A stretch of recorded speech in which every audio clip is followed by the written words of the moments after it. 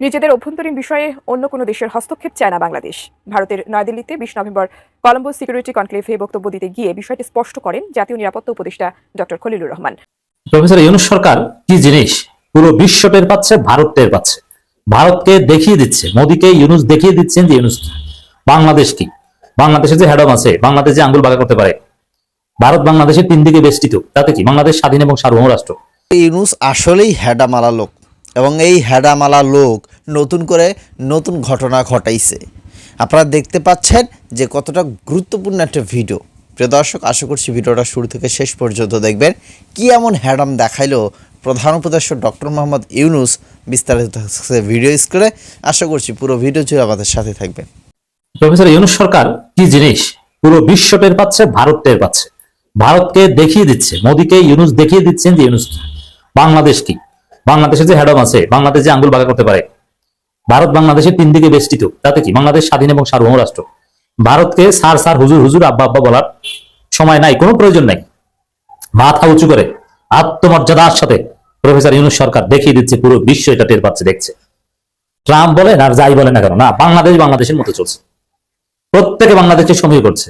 সে extra tariff impose নিয়ে দেখেছেন না, পুরো ট্রাম্প প্রশাসনকে কিভাবে ইউনূস প্রভাবিত করতে পেরেছে। এটা বিশ্ব সফলতা প্রফেসর ইউনূসের। এই ইউনূস জাতিসংঘের মহাসচিব হবেন, মনে রাখবেন। তার সে হেরাম আছে, দুর্বলতা, ভুল ত্রুটি আছে। নবী রাসূল বাদে সবার শাসনে ভুল থাকবে। নবী রাসূলেরও গায়ের অভিভিত্তিক সিদ্ধান্তে ভুল হতে পারে, যেহেতু দিন শেষে ওহী তাদেরকে পরিচালনা করেছে এবং ভুল ত্রুটি হলো ওহী তাদেরকে সংশোধন করে দিয়েছে, যার ফলে তারা ভুলের ঊর্ধ্বে। কিন্তু দুনিয়ার প্রত্যেক শাসকের কিছু ভুল ত্রুটি হয়। ইউনূসের হাজারো সমালোচনা আছে, আমরা করি করবো, কিন্তু ইউনূস যে ব্যতিক্রম, এটা টের পাবেন ইউনূসের পতনের পর, মানে বিদায়ের পর। পতন তো হবে না, বিদায়ের পর। ইউনূস যেভাবে রাষ্ট্রটা চালাতে পেরেছেন, যেভাবে স্থিতিশীল করতে পেরেছেন, যেভাবে ভারতের সাথে চোখে চোখ রেখে কথা বলতে পেরেছেন, এটা অন্য কোনো সরকার এত সহজে পারবে না। দর্শক, আপনারা জানেন যে বাংলাদেশের নিরাপত্তা উপদেষ্টা, প্রধান উপদেষ্টা, নিরাপত্তা উপদেষ্টা ডক্টর খলিলুর রহমান ভারত সফরে গেছেন, অজিত দোভালের সাথে মিটিং করেছেন। তো সেখানে এটা নিয়ে অনেক সমালোচনা হতো, যদিও এটা থার্ড কোনো কনফারেন্সে দাওয়াত যেতেই পারেন। এটা ভারতের সাথে বাইলেটারাল কোনো রিলেশনসের বিষয় না, এটা একটা মাল্টিল্যাটারাল প্ল্যাটফর্মে মিটিং এ গিয়েছেন। It's very simple. কিন্তু তারপরও ভারতে গিয়েছেন। এখন সাপোজ এই সময় যদি কোনো রাজনীতিবিদ হোক, সে বিএনপি, জামাত কিংবা আওয়ামী লীগ, কোনো কারণে ভারতের ক্রিকেট খেলা দেখতেও যেত, মাল্টিল্যাটারাল কনফারেন্সে যোগ দেওয়া তো দূরের কথা, যদি ক্রিকেট খেলা দেখতেও যেত, ফুটবল খেলা দেখতেও যেত, তারপরে এটা নিয়ে তোলপাড় সৃষ্টি হতো। ভারত এতটা নিকৃষ্ট রাষ্ট্র, বাংলাদেশের মানুষ তাদেরকে এতটা খারাপ জানে।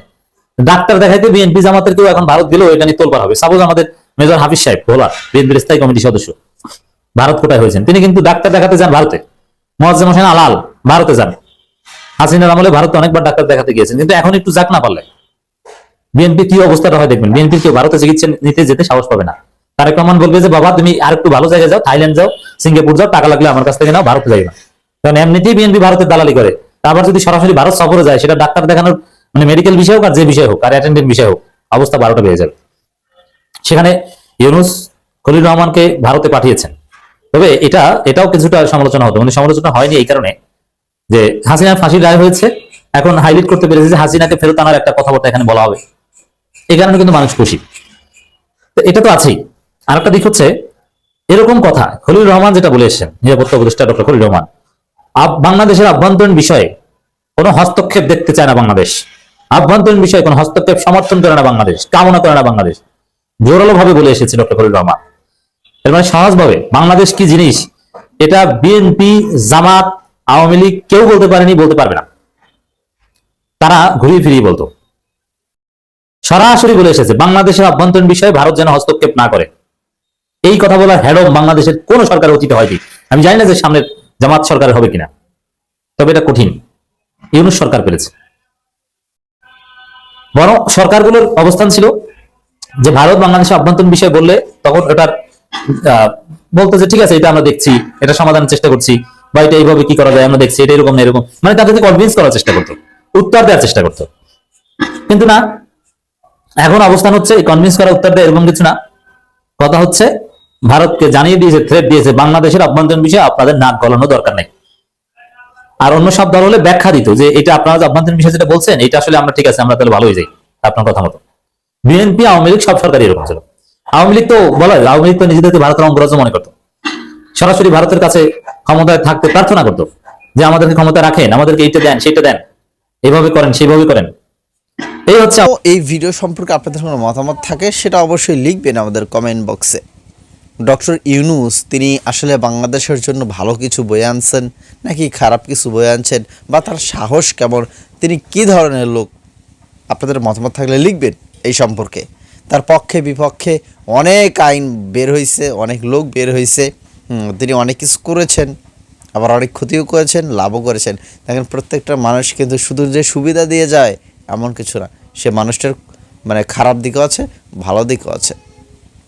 তো ডক্টর ইউনূস তিনিও একজন কিন্তু সাধারণ মানুষ, তো তার ক্ষেত্রেও ভালো জিনিসও আছে, খারাপ জিনিসও আছে, তো এইটা আমাদেরকে মেনে নিতে হবে। যাই হোক প্রিয় দর্শক, তো বলছিলাম আজকের ভিডিও সম্পর্কে।